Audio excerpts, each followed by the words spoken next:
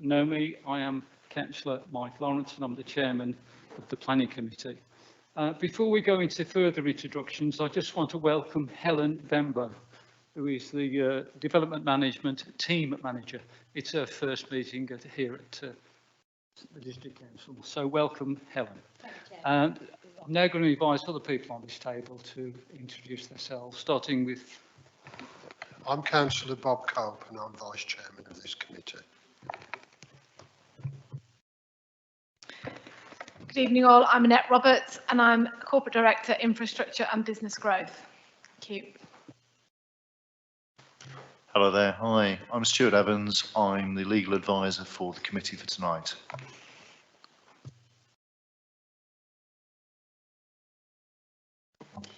Tom Nutt, Senior Planning Officer for Management. Lucy Duffy, Assistant Team Manager in the south of the district. Helen is the one that didn't speak, by the way. Okay. Thank you. Okay, let's move on to the agenda then first. We've got agenda item 1, which is the minutes of the last meeting on the 19th of July.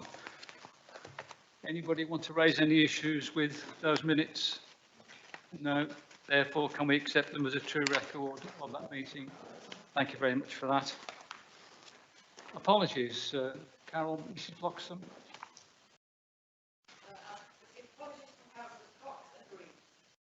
Thank you very much. Declarations of interest. Has any member want to declare an interest in any of the items? No, thank you for that. Moving on then to the determination of planning applications. We are going to just change the order that we're going to hear the planning applications. I'm going to move straight forward to 22-00044 oblique FUL and 22-00045 FUL. And what's going to happen is that when the speakers speak, they will speak in turn. They will speak. I've got a piece of paper. Mr. Duncan Herry will speak for the application first, and that is for 44 FUL. Then Mr. Nigel Cox will speak, and then Councillor Dan Kinsey will speak. And then we will go straight into the same 3 people addressing, well, not the same 3 people. Duncan Herry will speak on 45 FUL. Peter Merry will speak on against it, and then Dan Kinsey, you'll have a second chance to have your say. Before we go any further, can we just have a summary of those applications, please, Lucy? Thank you. The applications relate to an area of agricultural land adjacent to the existing and well-established Lower Penn substation. It is proposed to erect a 50 battery-based electricity storage scheme comprising of battery units and associated plant and equipment enclosed by fencing and hedgerow planting. The purpose of the proposal is to support the operation of the National Grid's balancing service, which balances the supply and demand of energy to ensure the security and quality of the electricity supply across its transmission system.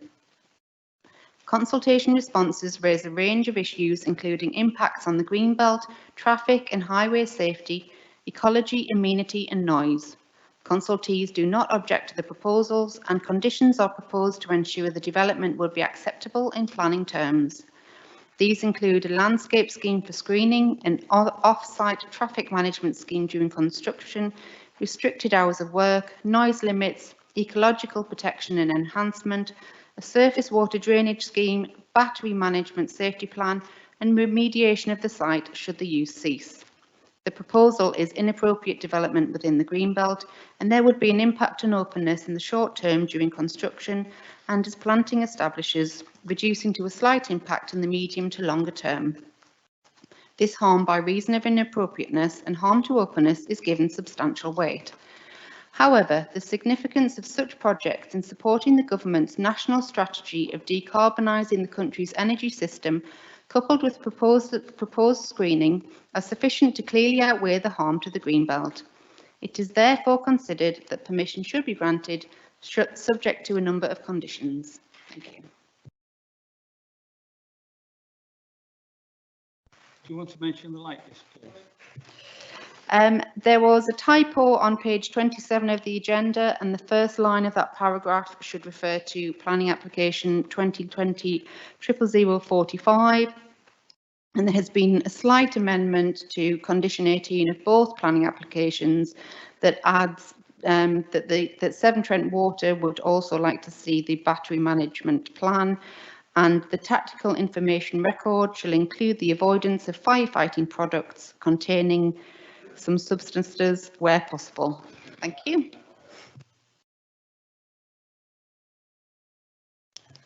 Thank you, Lucy. Okay, let's go to the speakers now, please. Mr. Duncan Herry, you've got 5 minutes, please. Thank you.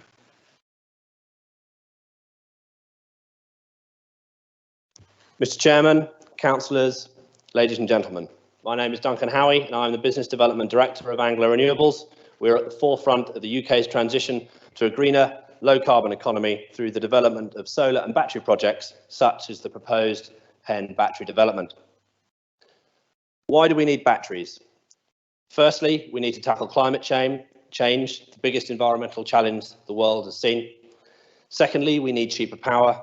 Thirdly, batteries can provide energy security that this country badly needs. Firstly then, climate change.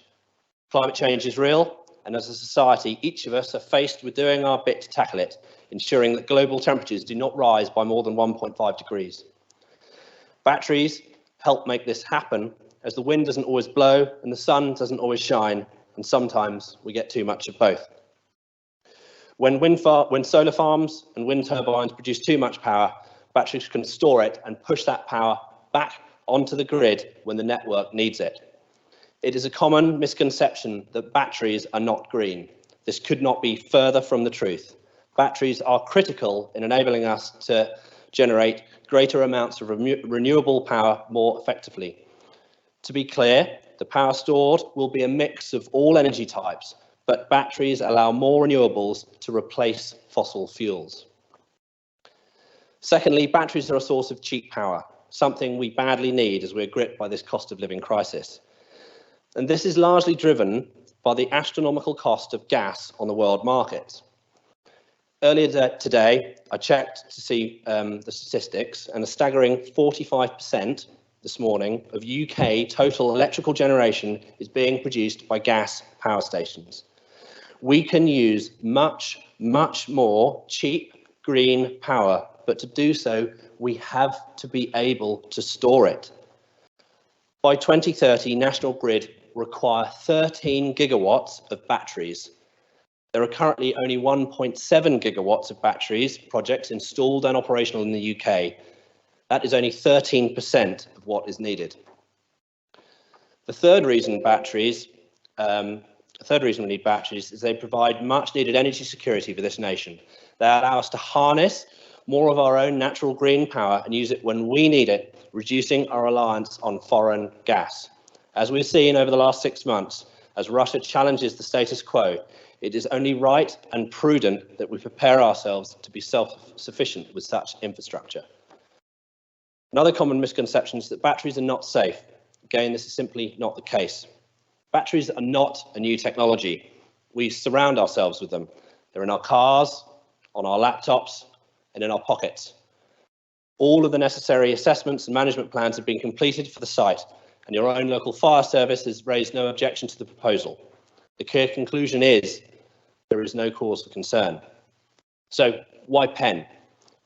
Batteries cannot be built just anywhere, and in particular, proximity to a substation is vital in maximising efficiency and minimising costs. The site in question has been selected for its proximity to the Lower Penn substation, where National Grid and Western Power have capacity to connect a battery. The proposed site is within the Greenbelt, and whilst it meets the very special circumstances threshold required under the planning policy framework, we still acknowledge that this can be a cause for concern. However, in this case, the concern is unnecessary. The development is completely reversible and will be removed from site after its useful life. Not only this, but the site has been designed with environmental protection in mind, including noise mitigation fencing and significant levels of planting. The proposed planting measures will actually see a massive increase in biodiversity, with new hedgerows and tree planting in what is currently an arable field. It's worth noting that in 2018, an application for a gas power station was approved in the very field we're talking about.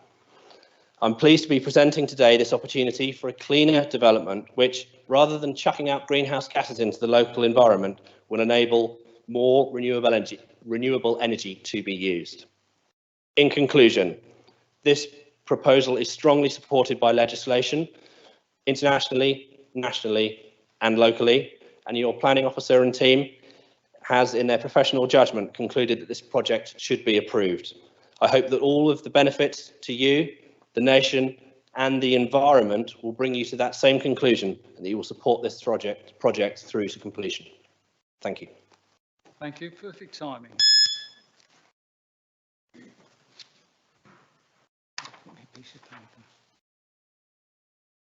Okay, Nigel Cox, please. It's your turn. Mr. Cox, you two have 5 minutes. Thank you.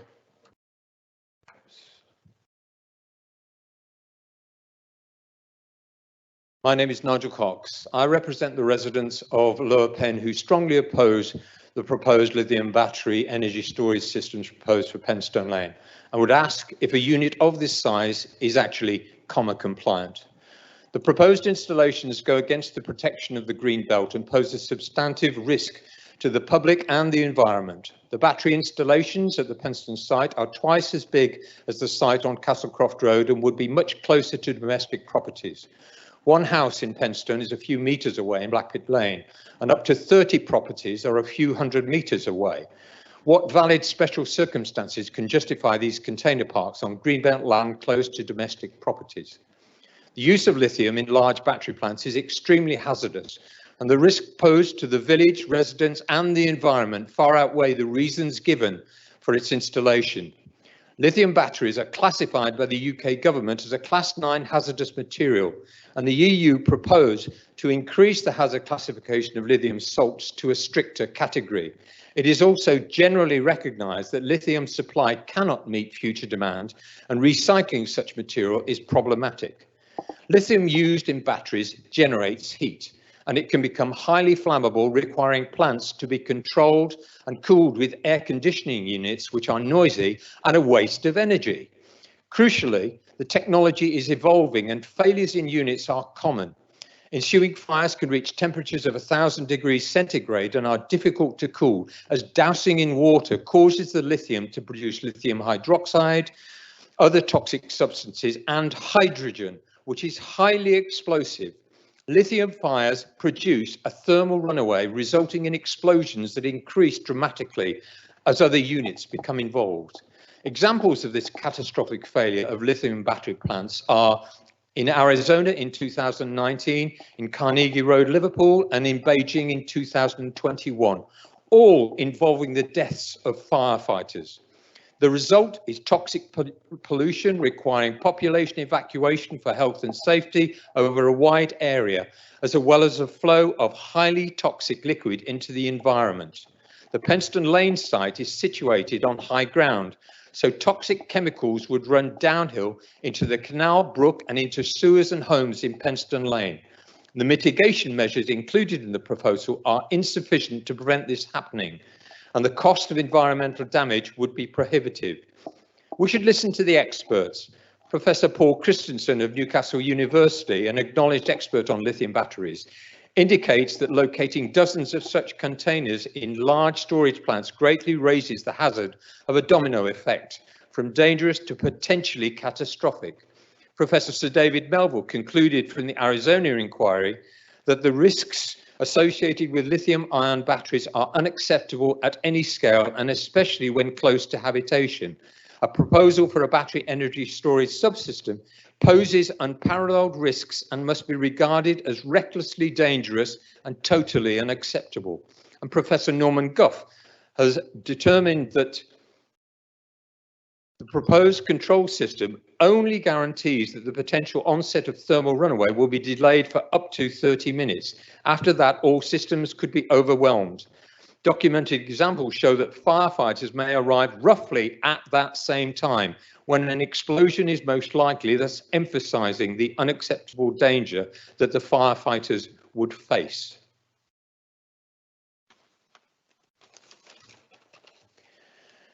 The proposed new access off Penston Lane, the poor visibility next to the railway bridge with bends either side. Residents know that this is a traffic black spot, and siting the access there will increase the danger of accidents to vehicles and the numerous pedestrians and horses that use it regularly to access the railway walk.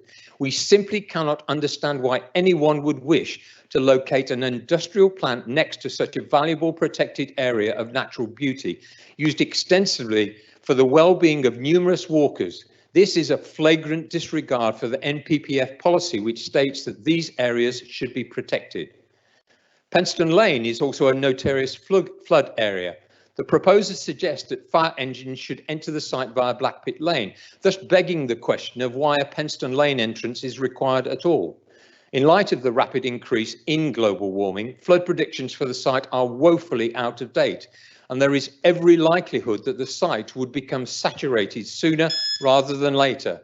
Thus, the proposed mitigation procedures for plant runoff seem totally inadequate. In summary, this proposal poses a significant risk to the health and welfare of residents in the area. There is a risk of lasting and irreparable damage to the environment, a risk of increased traffic accidents on Penston Lane. Thank you, There Mr. Cox. Mr. Cox, you've had your 5 minutes. I'm sorry. Thank you very much.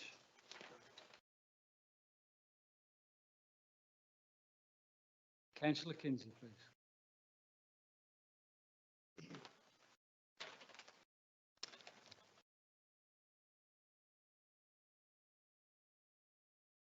Good evening, members. Sorry, I was just waiting for the timer to be reset and to kick off. You've heard an impassioned plea from Mr. Cox there. I intend to take a slightly different tact and hopefully be no less informative for it. Have very real concerns about this application, indeed both applications before you this evening, both 44 FUL and 45 FUL. I do wish to make my concerns under the planning regulations GB1 and EQ4, which are the impact on openness of the green belt and protecting the character of the local landscape. These applications are more damaging, they are larger in scope, and I believe in terms of the openness of the land in which they sit, than the Langley Road site, which was approved by the Planning Inspectorate only a few weeks ago. Further to that, we now already have one of these facilities in Lower Penn in a small rural community. So I do question whether it is right that we should continue to take ever more. I would like to add to that the question, how many is too many? Not only should we be having any more right now, but at what point do we draw the line? There is no very clear national strategy on the placement of these. There is an ambition for net zero. I think we all understand the rationale for that very clearly and the role these sites might play. However, as to where they go, are we happy with them sitting all in one location? Is that right? Is that reasonable? There is also no strategy for the siting of these such applications within South Staffordshire, and this is something I would like this planning authority to seriously consider over the future. I think we're going to get more and more of these sites, and I think we should take very seriously where we think it is acceptable for them to go, and we should take some control out of that. Just to sort of wrap up a little bit on this one, really. At the last application for Langley Road, members of this committee, and I'm very grateful for this, did choose to support and preserve the openness of the green belt beyond the circumstances that were put forward in that application. I stand here before you asking you to do the same again. Thank you very much. Thank you, Councillor Kinsey. Normally, when we hear one application, we now go to other local members that are present, the committee itself, to ask questions. But on this occasion, I'm going to go through the process that I described at the beginning, let the speakers, the applicant, person against and the councillor to speak again on the second application. So if we can, I can call Duncan Howie back to the lectern, please. Thank you, Duncan. You've got another 5 minutes. Thank you. Mr. Chairman, councillors, ladies and gentlemen. As already covered this evening, my name is Duncan Howie. I'm the Business Development Director of Anglo Renewables. We're at the forefront of the transition to a greener, lower carbon economy through the development of solar and battery projects such as the proposed Penn battery development. Without repeating the speech I said just a few minutes ago, I shall cover off the key points as to why batteries are so important to this country and why we must all do our bit to deliver key infrastructure and why both of these applications should be approved. Firstly, then, batteries are critical to enabling us to use greater amounts of renewable power, managing peaks and troughs in generation and demand. Secondly, renewables are the cheapest form of energy generation, providing cheap power to the network, and batteries allow more renewables to be utilised and deployed. And thirdly, batteries provide energy security that this country badly needs. Turning back to a point mentioned a moment ago, South Staffs, I believe, has issued a climate emergency, South Staffordshire Council, and this area is not ideally great for the development of solar and wind, and the deployment of these assets is one thing that this area can do to really work on and help deal with the climate emergency that we face today. One point that I would just like to bring to everyone's attention is the need for the massive amount of storage, and that's why we are pushing hard for both of these applications to be approved. As explained previously, by 2030, National Grid require 13 gigawatts of batteries to allow us to use as much cheap renewable energy as possible. There is currently only 1.7 gigawatts of battery projects installed and operational in the UK, and this is 13% of what is needed.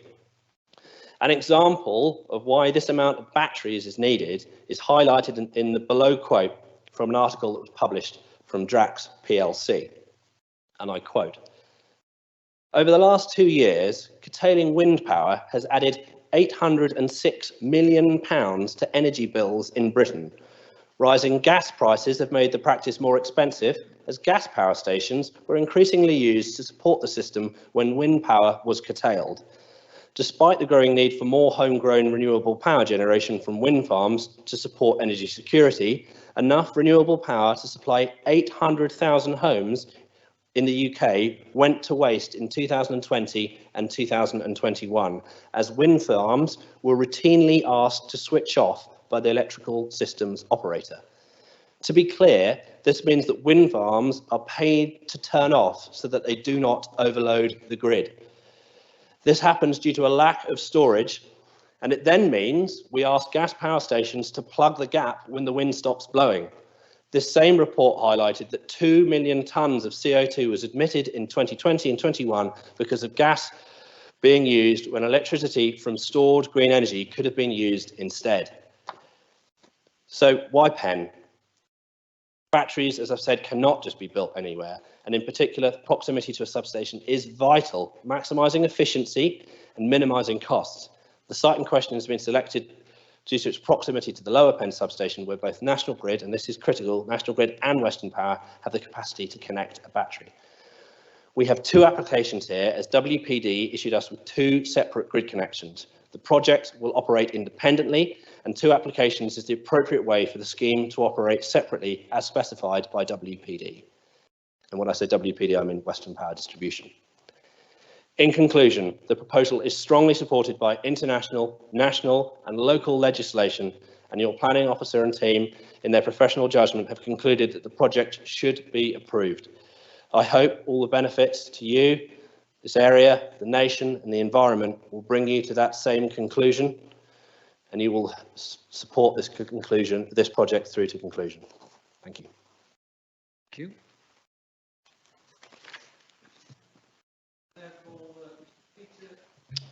Mr. Peter Merry, please.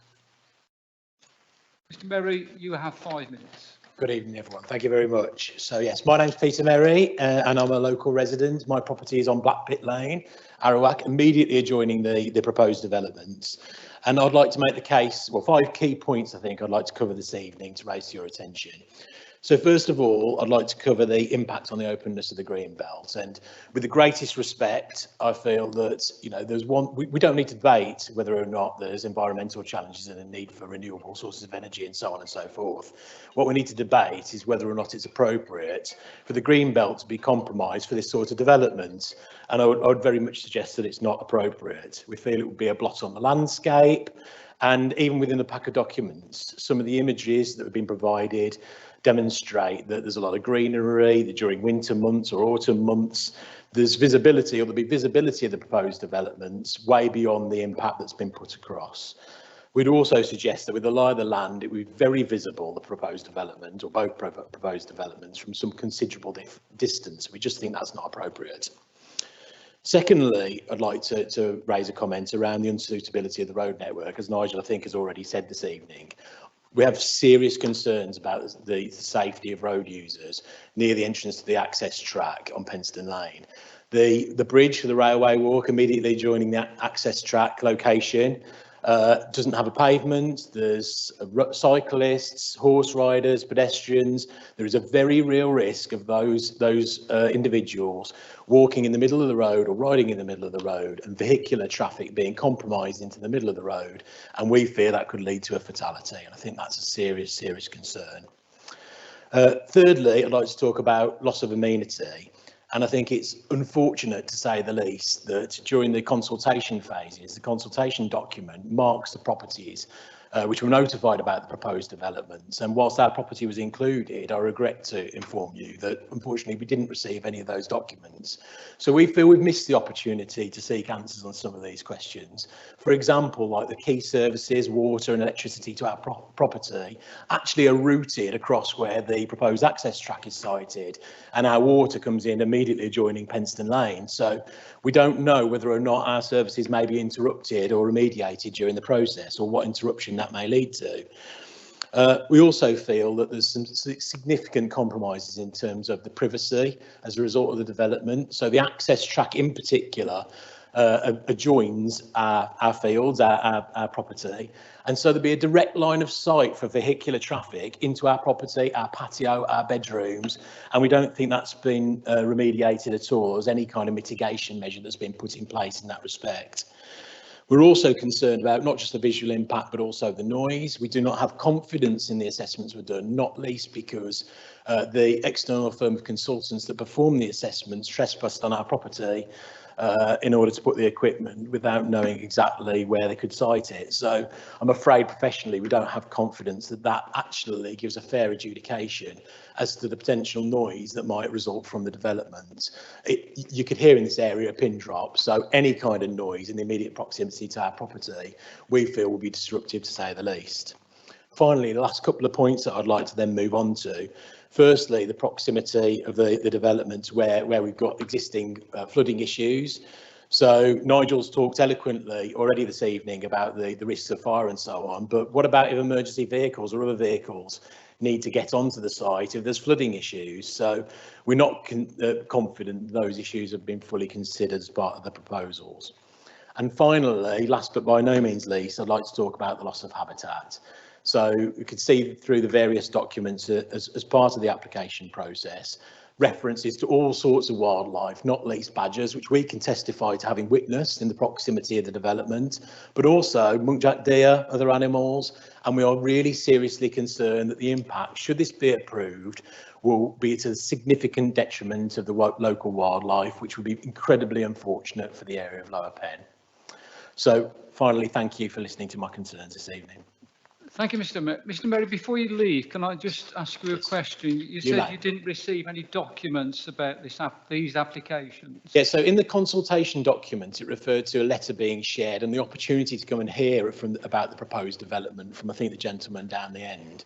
And unfortunately, we received no such letters during, I think it was July 2021. So we feel it's particularly unfortunate that some of these concerns, particularly about the specific circumstances of our property, we did not have the opportunity to raise or to discuss. So we're left really concerned about what impact, for example, on our utilities it may have. Will we have water? Will we have power during the construction phases and thereafter? Okay, yeah, I understand that.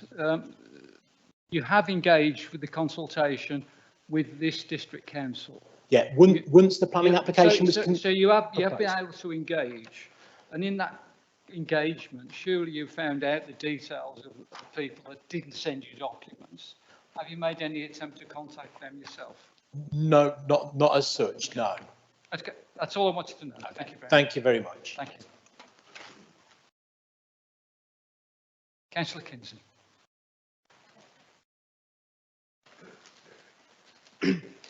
Thank you very much, Mr. Chairman. Members, you get to hear from me twice tonight. Aren't you lucky? Thank you again to Mr. Merry, who made another very impassioned and eloquent few points on these applications. Sorry, should I have started? Have we got a timer on? That's okay, that's all right. Making sure I don't overstay my welcome, you know. We have heard an awful lot so far on the rationale for these sites, on the need to go green and to secure our energy supplies and seek cheaper energy supplies in the future. I think we all understand that. I'm certainly not here this evening to debate the finer aspects of climate change. I understand that. What I am here to do is to say, look, I don't think these sites, these proposals are in the right place. It's not whether we should have them or not, it's whether this is an appropriate site for them to be. You have heard from Mr. Merry, this is a prominent site in the landscape. I firmly believe that it is that it does have a bigger visual impact from where it is, given that prominence in the landscape. So I think all of that does need to be given considerable and sufficient weight. When, of course, go back to the Langley Road planning application, when that was overturned by the inspectorate, of course, the inspector very kindly wrote some very nice things about this district council, saying, actually, when you turned that application down, you were absolutely right to do so. That was perfectly okay. The inspector simply disagreed. So once again, I would ask members seriously to consider whether this site is appropriate given the biodiversity and all of the discussions that we've had this evening, and consider refusal. And I do hope that I will get a proposal in a seconder from members of the committee. Thank you, Chairman. Thank you very much, Councillor Kinsey. The appeal hearing and the result of that appeal has been referred to tonight. I'm going to now cover that before we move forward by asking Helen just to give us a summary of the appeal decision on the land west of Wolverhampton primary substation south. Helen, thank you.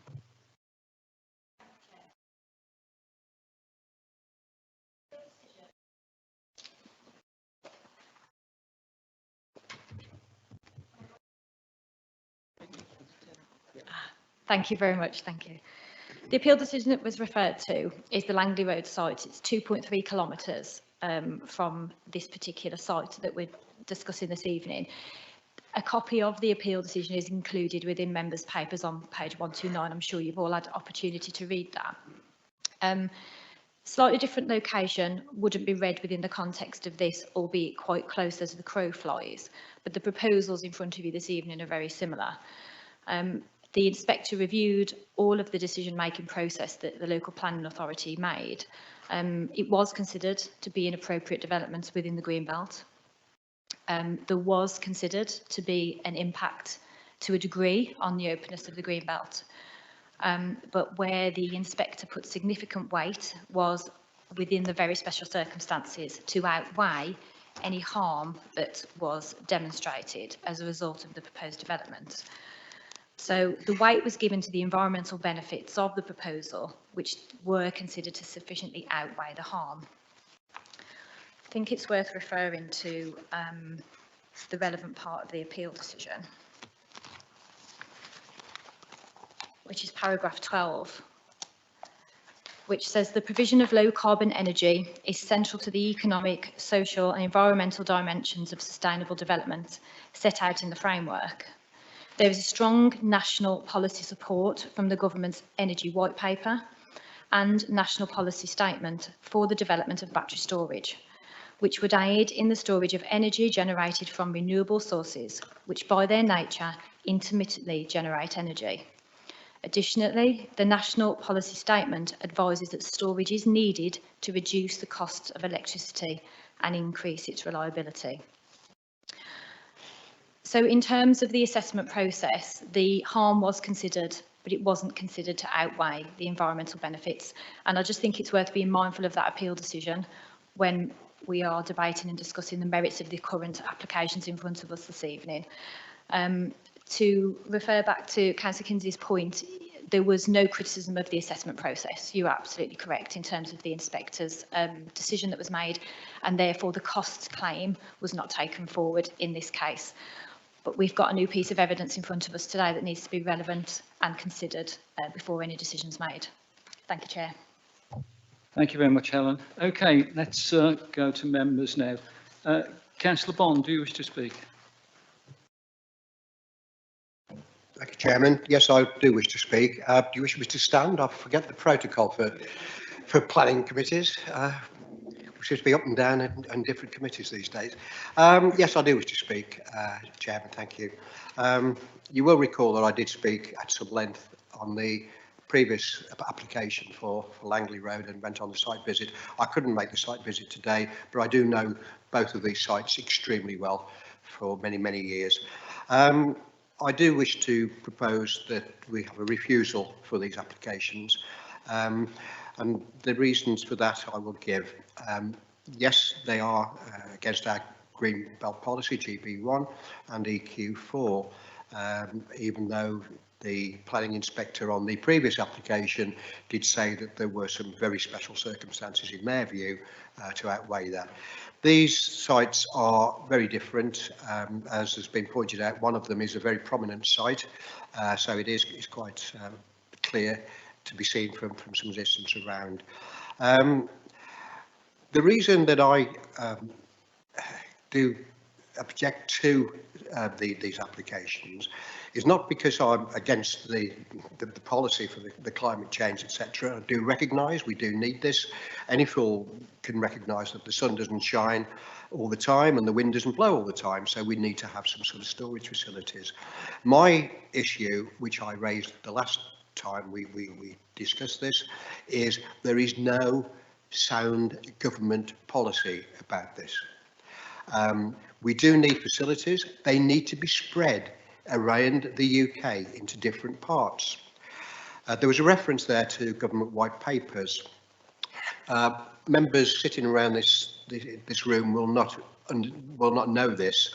I did raise a parliamentary question following the last application that we had, and I raised this parliamentary question through our local MP. I raised that question was raised in January, and I had a written response from the Minister in July. That is how important our government takes to have a coordinated policy on this. They recognised in their written response that yes, we do need a policy, and yes, these storage units or whatever we're doing to back up the power, they do need to be spread in different parts of the country. The white paper talks quite specifically about this and says that by its nature, the electricity in being transmitted over distances does deteriorate. So there needs to be quite strategic locations for these. I did a calculation, and if you recall, the last time we discussed an application like this, I calculated that we should need at least 800 of these facilities across the country.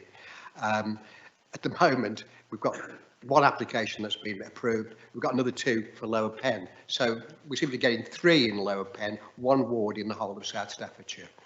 In the lack of a policy, these applications are purely speculative at the moment. People are speculating on where they can put them. it's a bit like the Klondike Gold Rush, you know, let's have a dabble here. There's support for this. The government want these in, so let's have a go at where we can put them in. We could find that we've got loads of them in one particular location, and there is a desperate shortage in other parts. So, you know, we could be stuck with a strange situation in the future. So, I think that you know, we do need to have a policy, and I don't think we've got one at the moment. And I think we are sort of rushing into locating these storage units. There's not been a need for them, to my knowledge, at present. And I think we should hang fire until we get this policy. I was assured in the letter that came from the Minister that the government would have a policy by the end of 2022. So we're talking about another, what, 4 months, 3 months. So that's one of the reasons those are the reasons that I am proposing that we have a refusal at the moment until we get some clear-cut guidance from the government where these should be. And again, in the white paper, one of the white papers that came out of the subcommittee, it stated that there must be a spread of these across the UK. So that's my case, Chairman. Yes, thank you, Councillor Bond. We need a specific planning reason, and right at the very beginning you mentioned GB1 and EQ4. Can you just identify from those two subsections? Yeah, yes, it's. I'm saying that about the openness of the green belt, we have proposals here that will detract from that, and for the quality of the environment around there in terms of the visual impact of the units. Thank you very much, Barry. Robert Reid isn't here tonight. Does any other member now wish to ask a question before we go into debate? Councillor Allen. Thank you, Mr. Chairman. I'm just looking at the planning application 44. I just want to ask a question about 586, please, which is about the contaminated water and what might happen if there was a contaminated water exiting from the site. It mentions oversized interception swales and filter drains here, and I'm assuming that there is some detailed plan, which I couldn't find, about the height of those swales and the depth of the drainage underneath. Does anybody have any information about that, please?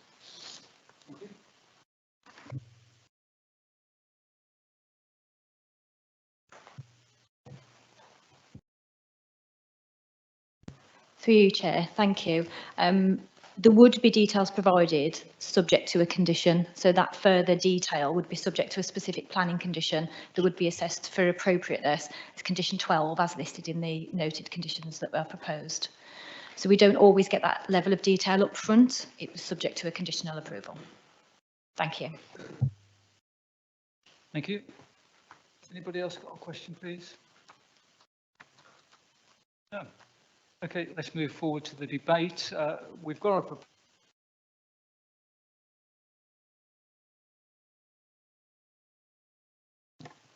Chair, I'll second that proposal on the grounds that Councillor Bond has raised a negative impact on the green belt.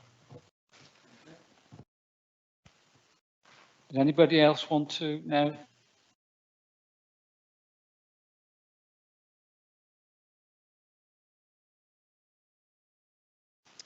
Thank you, Mr. Chairman. I note that the planning officers are recommending approval for this application. I fully understand the anxiety about that following the Langley Road appeal. I want to say to you that from my own point of view, I fully understand the anxiety about supply of power. I am very well aware that, ironically, gas-powered power stations are providing electricity at the moment. I am very conscious that we need to do something very urgently to ameliorate the supply of power in this country. While I really do hear the concerns of residents, and I also hear the concerns of my own residents, who are desperately anxious at the moment about their power supply. And having had a power cut myself this week, it brings it home even more. I do think we have to have due regard to the appeal decision, reluctant though I am to have to say that, because we may well find ourselves with some very expensive costs if this goes to appeal again. And I do feel we are treading in very difficult waters with this particular one, because ideally we would not want this many developments in the same location. However, this location is familiar to me as a walker of the railway walk. I have noted that at 5314 on page 36, 5314, there is a detailed observation about the visibility of this development for the people who are living there and from a distance. When you walk along the railway walk during the summer, you barely see this development, and I don't think some people actually even know that it's there, frankly. I fully understand the residents have every observation of it. I think this would be a difficult thing to defend if we went to appeal again, because of that paragraph of 5314, which actually details the limits of the visibility of this particular application. So as far as the openness of the green belt is concerned, I would bring that forward to you all. I think the anxiety about water, noting now page 41, we have 584. The main site is in flood zone 1, which has a low risk of flooding. Part of the access track, however, does. And I think that's something which needs a careful think about as far as conditions are concerned, perhaps about access road. I'm also very aware when I drive down Langley Road, the bridge, the railway bridge, has always been difficult. As you know, the access road there are actually very barely visible. The bridge is a hump, and it is a difficult area where most people drive slowly, because the locals, because they're very well aware of that. So the flood authority has not objected to this development. The openness of the aspect is dealt with in with the report. I don't see how we can defend refusal. Thank you. Thank you, Councillor Allen. Yes, Ian, I was going to ask members that went on the site visit this morning if they wanted to speak. Ian, you're the first. Go ahead, please. Thank you, Chairman. One particular point that I'm still worried about is the road accesses. I can see, and I'm sure you can see as well, that some idiot is going to follow their sat-nav and come down Greyhound Lane, which I think would be ridiculous, but it will happen. I'd like to see if we can tighten that up in any way, the access down there, to prevent that happening. Thank you very much, Ian. Bob, do you want to speak? Yeah. Thank you, Chairman. Right, I've listened very intently to all the comments. As regards to what Councillor Sadler has just said, our problem there on that access point, it's highways, county highways. They have been consulted and they've raised no objections. Now, it's often frustrating to this committee. We often get applications we're not entirely happy with, but unfortunately we have to go along with the expert opinion of the Highways Authority. Now, when Mr. Cox spoke, he mentioned the highways issue. He also mentioned about the hazardous chemicals and the problems with these battery stations, quoted experts that he'd read and researched. But we've also had the comments from the fire service itself, and they have said they can deal with any situation on there that could arise. On the site visit today, I asked the applicant whether, to his knowledge, there'd been any other situations, and there was a fire in Liverpool, but the fire service dealt with it. Now, coming back to Councillor Kinsey and Councillor Bond that's put the proposal, we have to look at planning policies. And the two policies that have been put forward and seconded, one's GB1, that Councillor Kinsey mentioned, which is the impact on the green belt. But this application is about planning balance. Yes, it is inappropriate, but are there special circumstances? As regards EQ4, it's about prominence in the landscape, but when we're on the site visit today, it is slightly in the dip. Now, while you were speaking, we did show the photo montage from the public footpath that Councillor Allen was talking about. We considered that today, and there will be landscaping around the site. At first, you're going to see more of the site, but as that landscape develops, it will mitigate that. I actually read the Inspector's appeal decision. I was one of the people who voted against the last application because I wanted to see, as Councillor Bond was saying, what's the government policy on this? Now, the only policy we could look at was the Inspector's view.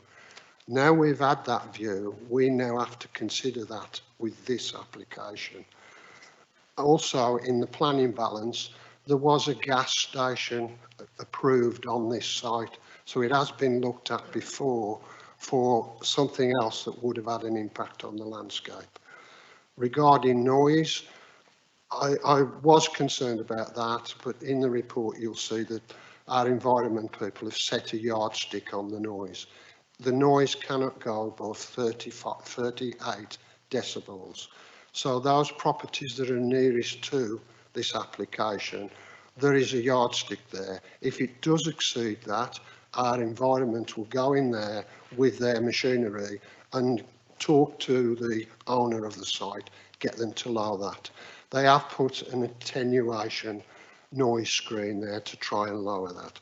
So in view of all those comments, as I said to you earlier, I previously voted to refuse this. I think we are going to get many more of these, and we do have to consider the cumulative effect on Lower Penn. I accept that, and we'll be watching that in future. But that into consideration in the planning balance, tonight, I'm afraid I'm going to have to support our planning officer's recommendation. Thank you. Thank you, Councillor Cope. I'm not going to let you go before me in future. You've covered most of my points. I too attended the site meeting this morning, and I must admit I was shocked when I arrived and got out my car and looked and said, where is this proposed entrance? I was shocked where it was. It is very close to the railway bridge, which is on a corner, a bend. And in the 10 minutes that we were standing in the road, or on the footpath, I should say, after the cars came by, but one came by at excessive speed. There were about 4 private cars parked in the road, and he came belting along this road very fast. Dangerous. And just emphasise, without this additional junction being there, it is potentially a dangerous section of the road. But highways have been along, and they've said, yes, it's okay. So it's very difficult for us to disagree with the professionals on this occasion. I'm glad Mr. Merry spoke, because he lives at the closest domestic property to these proposed applications. But I'm reliably informed that measures will be taken to limit the noise to the 38 decibels. That's something that we can monitor, we can measure, and if this application is approved and ultimately we find that it goes above that level, we can do something about it going forward in the future. So, looking at the bigger picture, we're talking about balance. And we've got planning balance tonight. Now, on the application in Langley Road, my colleague here voted against it. I voted for it. And I was pleased at the end of the night, on reflection, that those that were against that application won the night. I went back home, sat down and went through it and thought, yes, they've got it right. Well done. Well done to the committee for getting it right. But unfortunately, and the appeal inspector recognised that.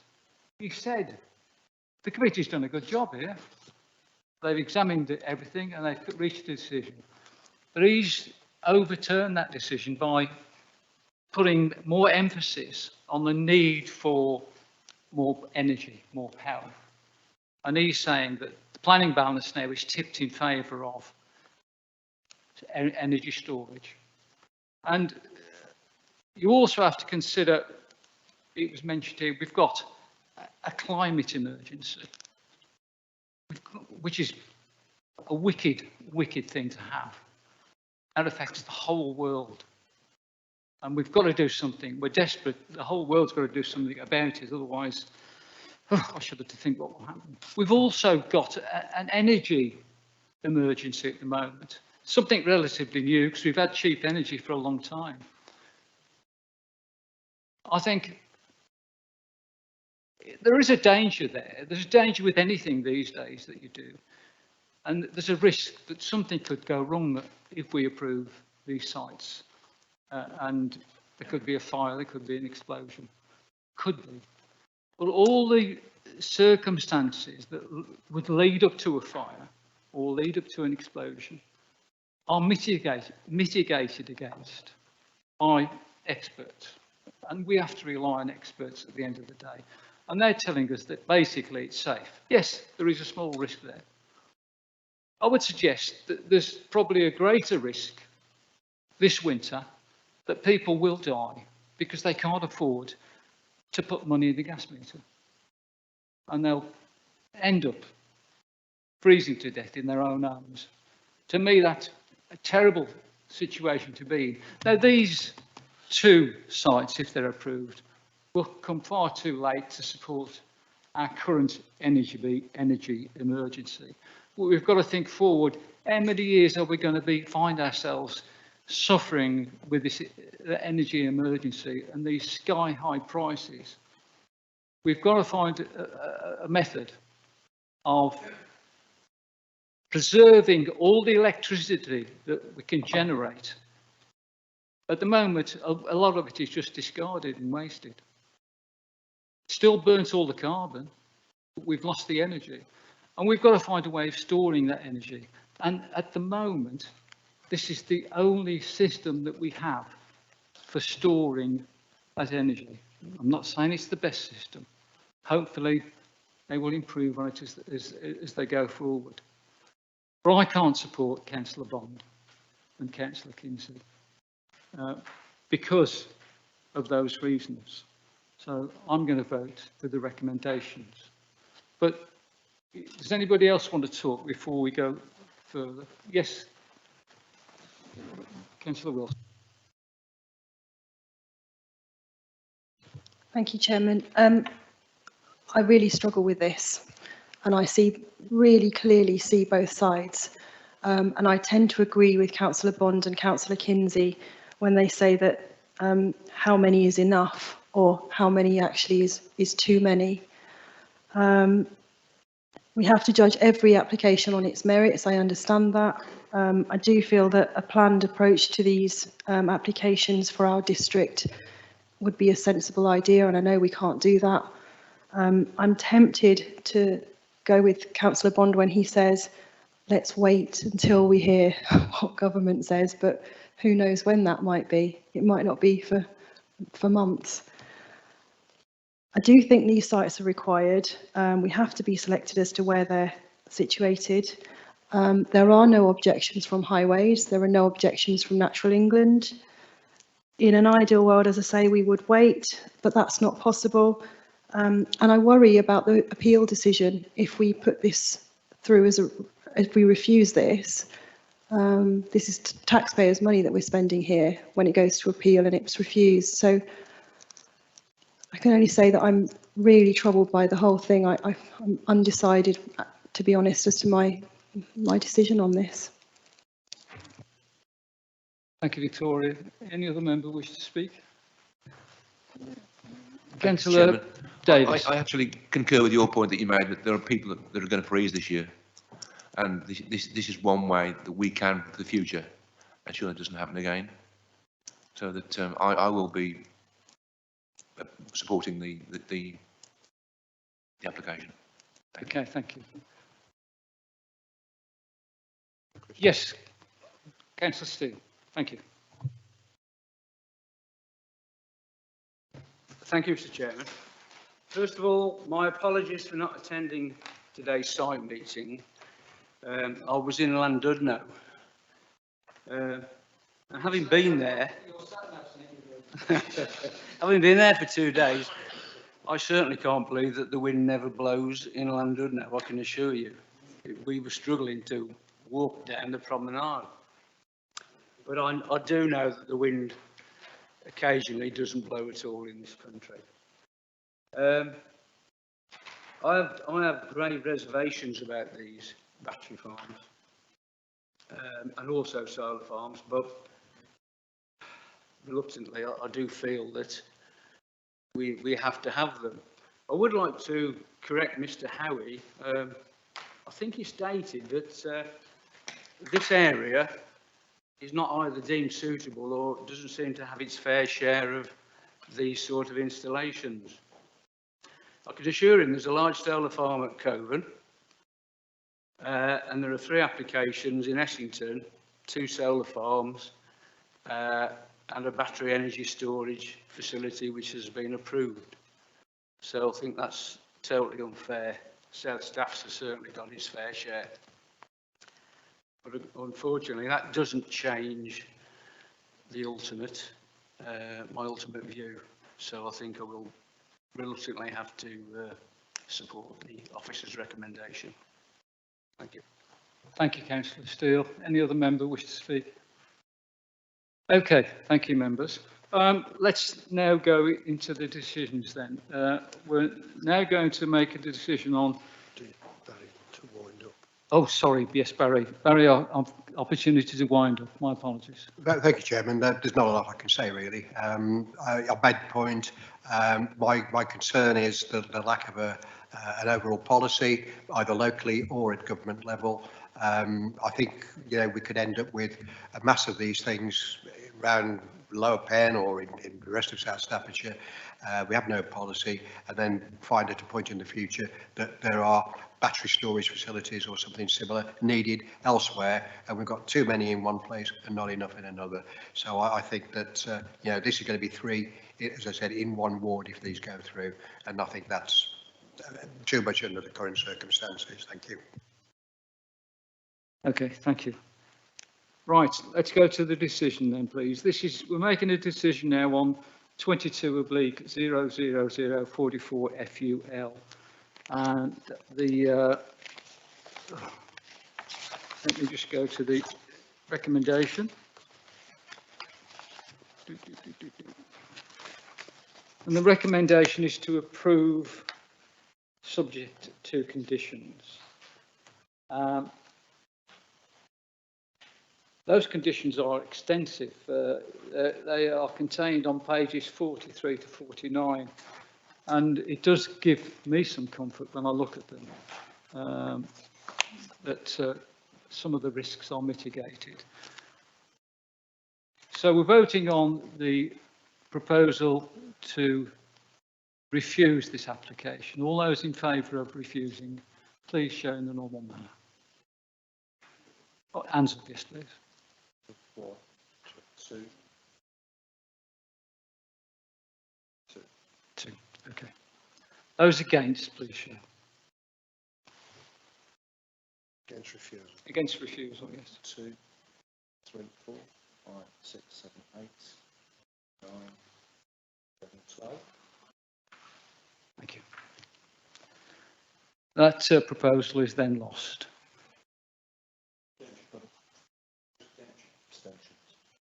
Oh, I always forget those. Anybody not vote? Thank you. Thank you.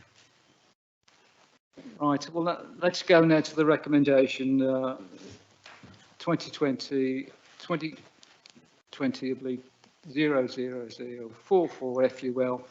Recommendation is to approve with all those conditions on those pages. All those in favour, please now show. 2, 3, 4, 5, 6, 7, 8, 9, 10. Thank you. And against, please? 2 against. Abstentions. And abstentions, please. 2 abs. 2. Thank you. That application is approved. Thank you, members.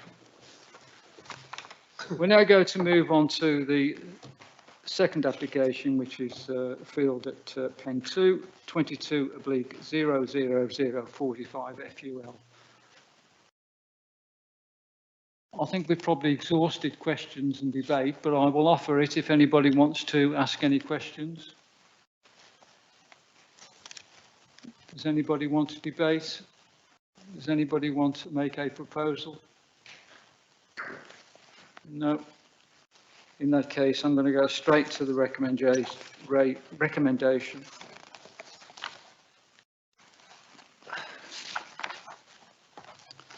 And again, the recommendation here is to approve subject to conditions. And again, we've got pages 78 to 84. Lots of conditions there that are going to mitigate the risks and issues that have been identified tonight, which are genuine and real. We accept that. But they are all mitigated, and experts have told us that they can make things safe, etc., etc. So all those in favour of the approval, please now show. 2, 3, 4, 5, 6, 7, 8, 9, 10, 12. Thank you. Those against, please. 2. Abstentions? Thank you. That application is also approved. Thank you, members. Let's put those to one side.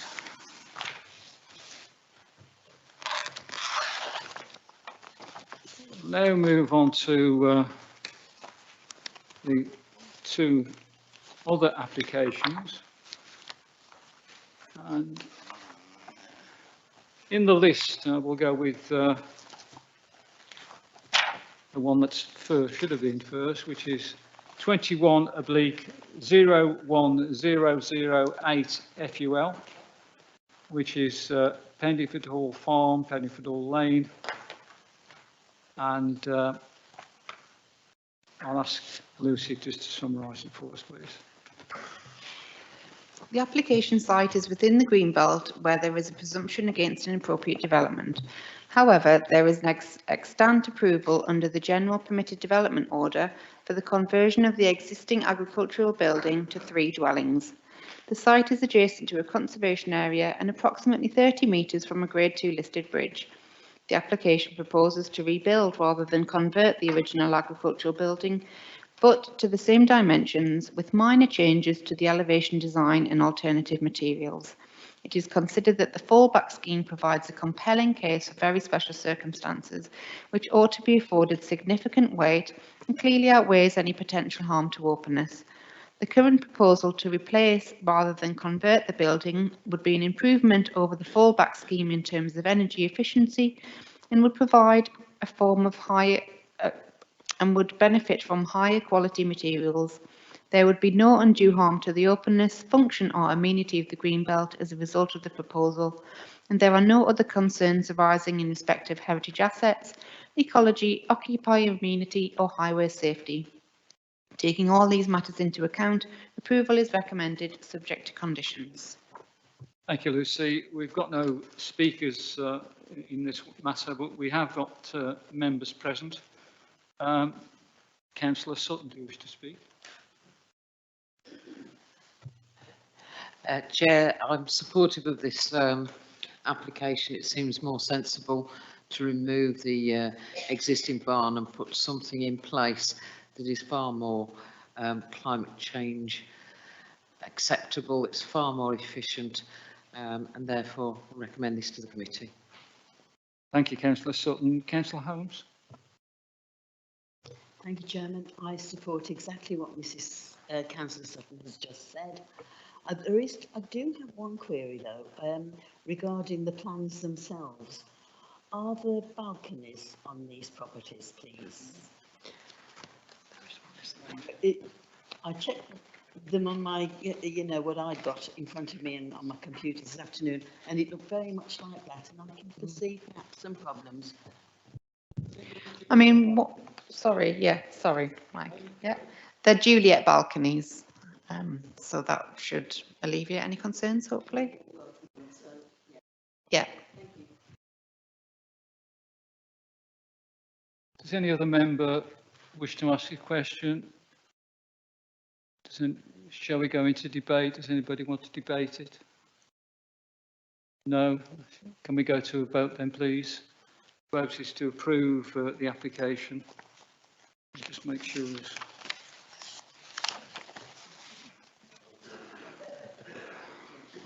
Subject to the conditions on pages 20 and 21 and 22. So again, extensive conditions. All those in favour, please.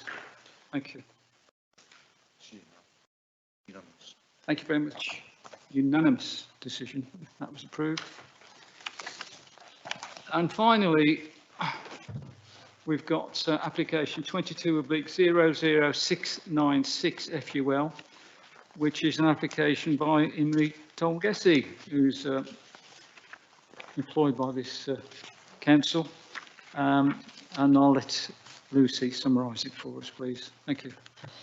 The application relates to building 4E at Station Road, Four Ashes. The application site forms part of the wider Four Ashes employment site, which is one of the district's freestanding strategic employment sites. The existing factory building was damaged by a fire on the 20th of July 2021. The application proposes the reinstatement of the cladding, roofing, guttering and external door elements of the existing factory building damaged by the fire. The proposal will replace the fabric of the factory like for like, with no increase in footprint or volume.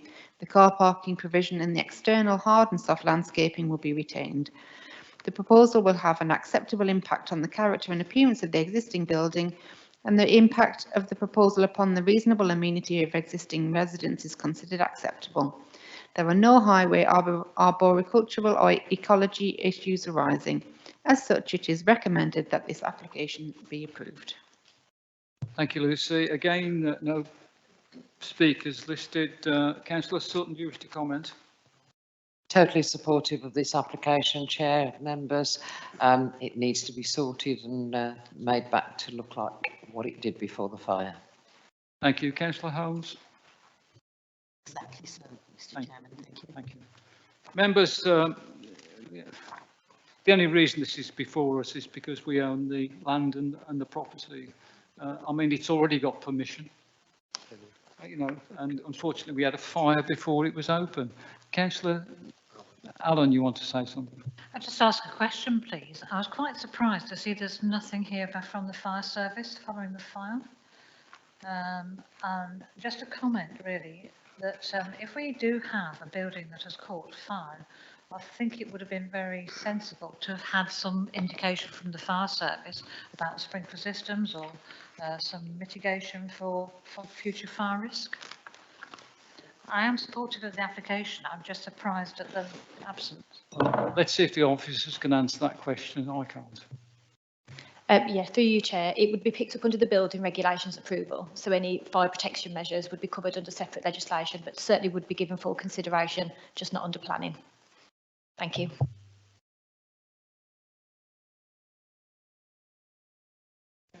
Just to slightly reassure Councillor Allen, there has been conversations about this matter because of what the architects who were in the unit were actually storing.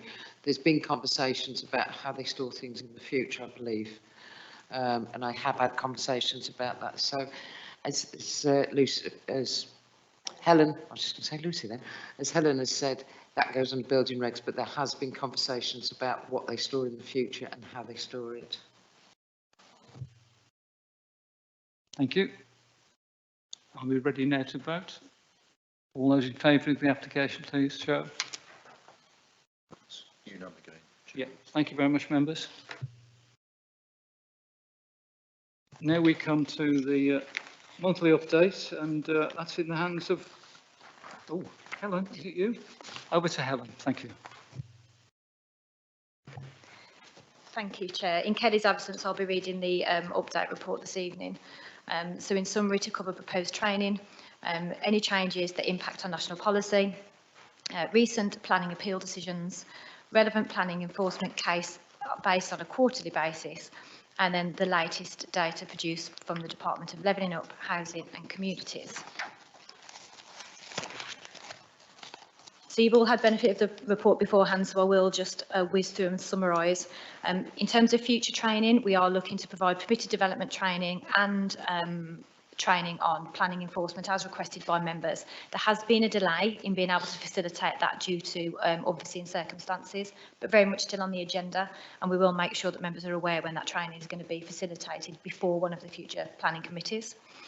Changes to national policy, no changes to note after the previous report.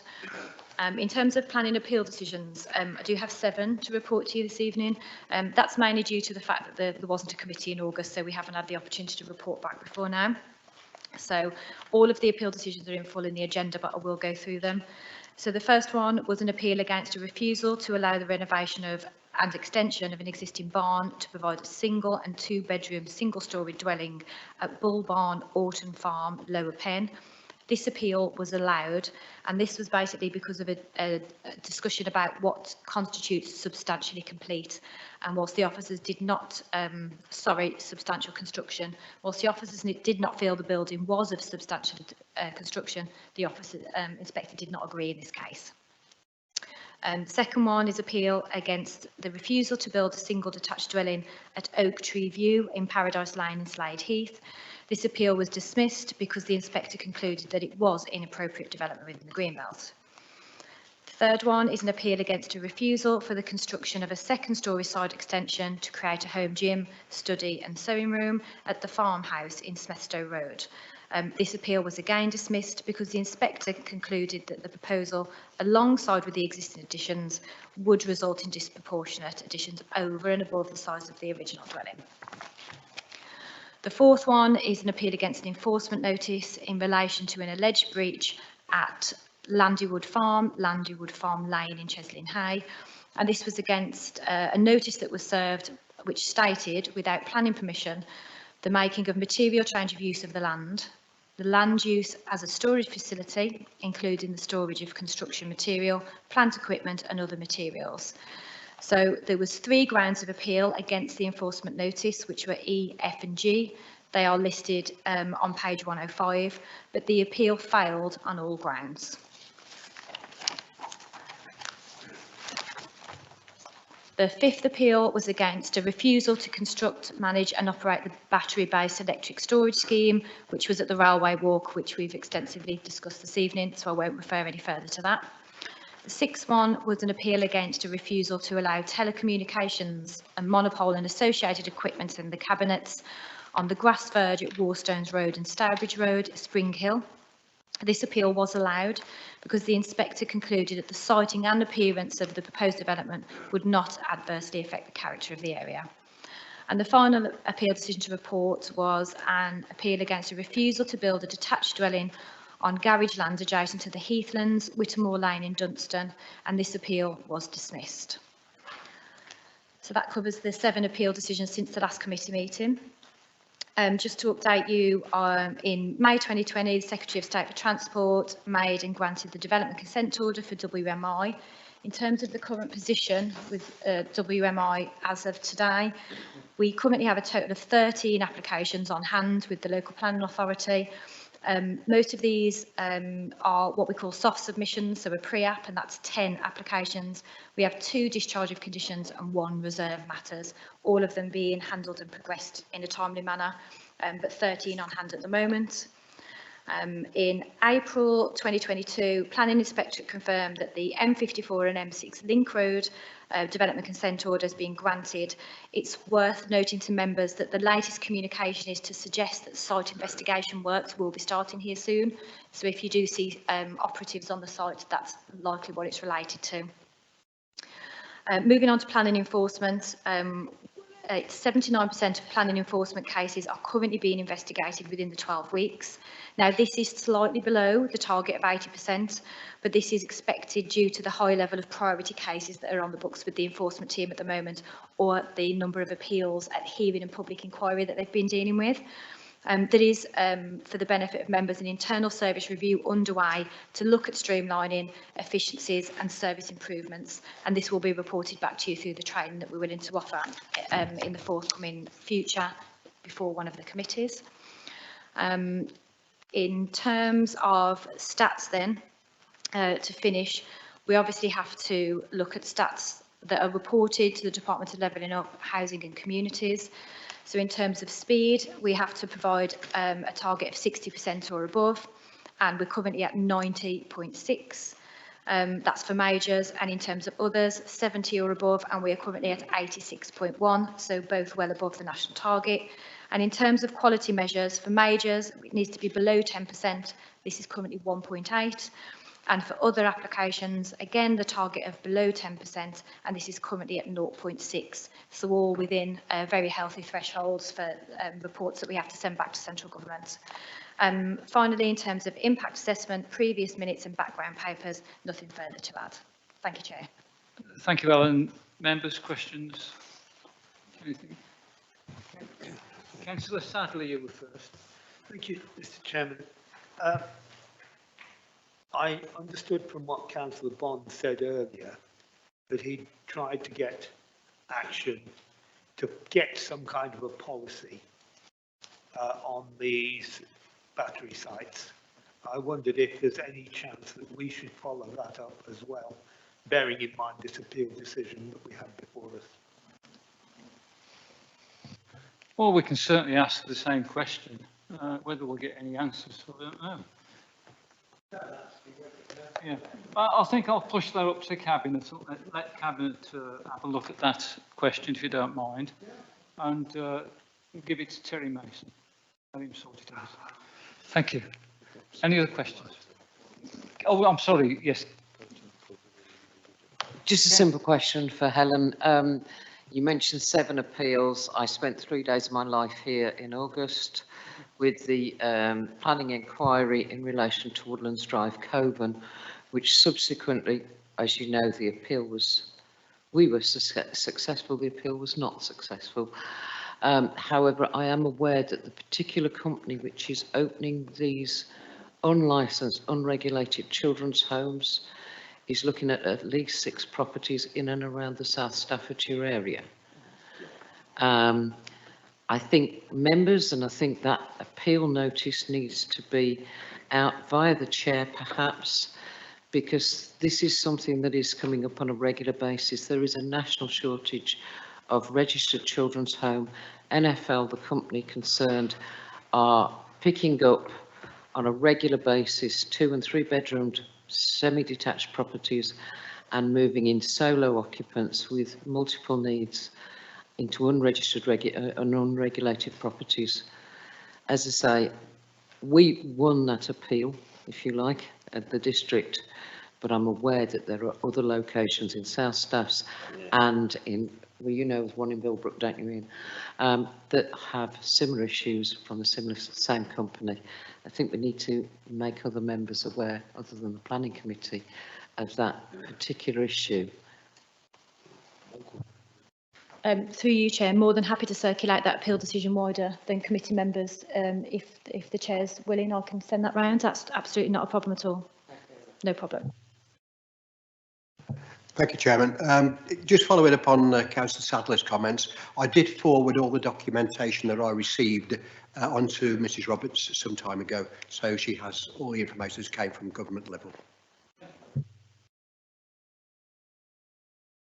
Just a quick one on the future training regarding development rights. Will it be an hour or a whole day? Sorry. We could do a week in permitted development. We'll try and do it in the hour slot that we normally allocate. It's obviously going to be rather whistle stop and will be led by planning officers and legal representatives. But what might be meaningful is if we share the topic areas and make sure that they're relevant to members, and then we can make sure that we're getting across the information that is relevant to members of the committee beforehand, because there's vast areas of permitted development rights depending on which particular areas you target. So if the chair is happy, we'll share the topic areas beforehand, make sure everyone's okay with the direction of travel we're going with the training. Is that okay? That's fine with me. I've been asking for PD training for a long time. It's long overdue. We're going to get it soon, I hope. And we won't limit it to one session. If you want a second and third session, we will have a second and third session. We can talk about this for as long as you want to, because it's the one that causes everybody the most angst at the end of the day. So, you know, we're on the ball, and as soon as it's ready to be presented, it will be. Yes, Penny. Just a brief question, please, about the appeal on Bull Barn. Paragraph 3 is referring again to this disproportionate additions. Has there been any change in policy about the percentage of disproportionate additions at all? No, not that I'm aware. There's a policy in place that gives a broad percentage that we feel is not disproportionate, but that hasn't changed locally, no. Okay, members, finished? Well, thank you all very much for your contribution. I'll call the meeting to a close. Thank you.